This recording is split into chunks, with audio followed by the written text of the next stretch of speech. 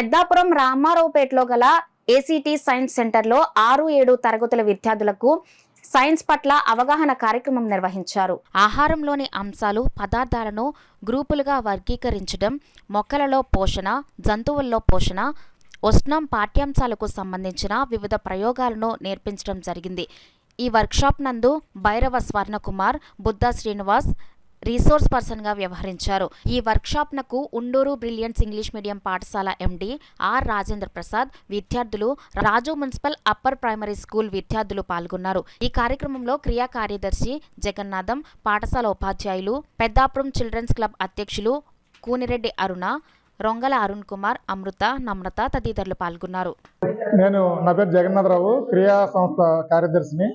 ఈ క్రియా పేరుతో మేము గత 20 సంవత్సరాలుగా కాకినాడ కేంద్రంగా పాఠశాల పిల్లల కోసం అనేక కార్యక్రమాలు చేస్తున్నాము.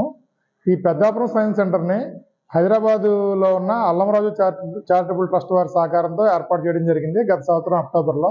ప్రధానంగా హై స్కూల్ పిల్లలు వాళ్ళ పాఠాలకు సంబంధించిన సైన్స్ ప్రయోగాలు ఇక్కడికి వచ్చి నేర్చుకోవడానికి వీలుగా ఇది ఏర్పాటు చేయడం జరిగింది. దీని ఇన్ఛార్జిగా బుద్ధ శ్రీనివాస్ చూసుకుంటున్నారు ఇదంతా.